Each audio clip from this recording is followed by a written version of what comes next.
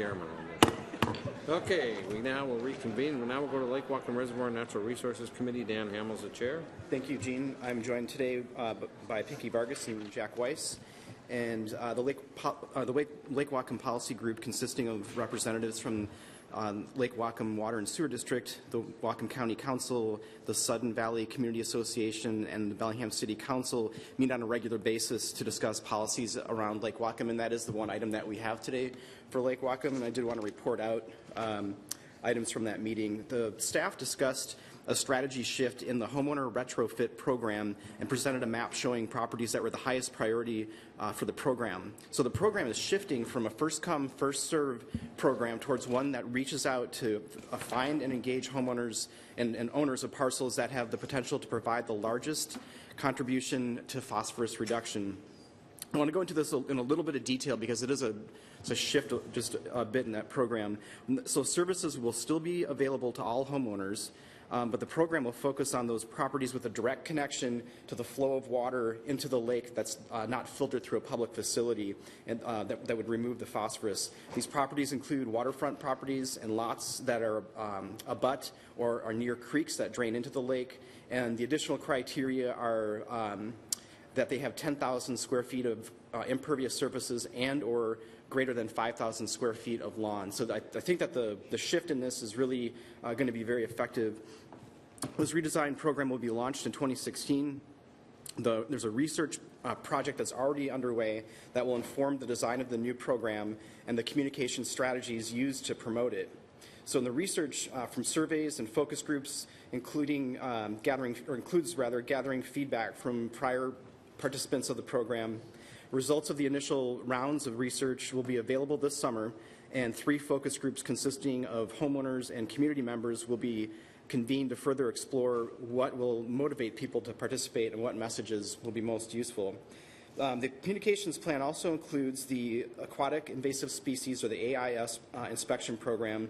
That season is also underway, and the program has employed a variety of outreach strategies. Some of those include using the bus ads, and the SSC has donated signs for their garbage trucks. So at the meeting, we were discussing program performance measures and a number of different other pieces. One thing that came out of this discussion that was interesting to me was coming from the public, folks that live and own homes along the lake, and there were some concerns about how we reach out to our neighbors to the north, our Canadian folks that come to have a vacation rental on the lake.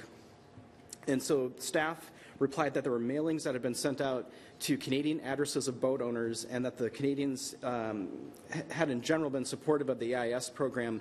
The piece for me that is concerning, though, is the rapid turnover with Airbnbs and VRBOs on the lake that have docks. And so my concern would be, how are those renters being notified that we do in fact have an AIS, and an aquatic invasive species program, and because of the rapid turnover of those properties.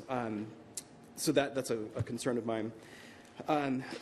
The upcoming agenda topics for the July meeting will include a review of proposed program performance measures and a summary of findings from the research on the homeowner incentive program.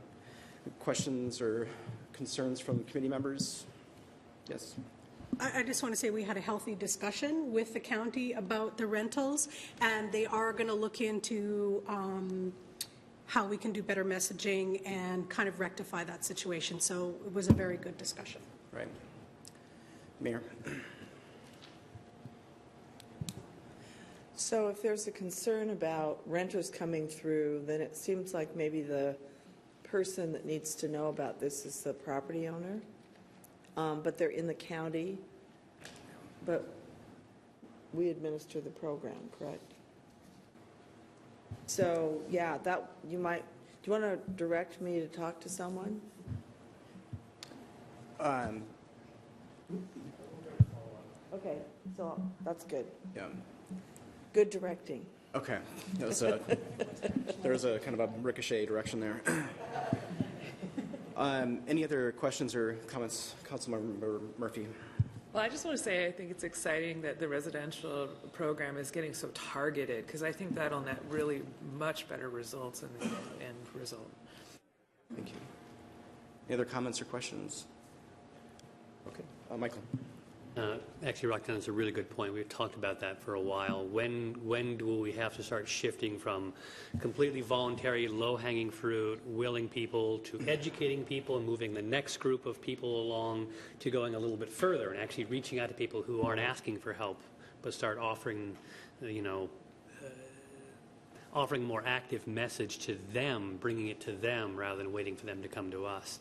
I think we will need to get more and more active, so I'm glad to hear the shift is underway. Thank you. Other questions, comments? Okay, end of committee. Thank you, Dan. We'll take another short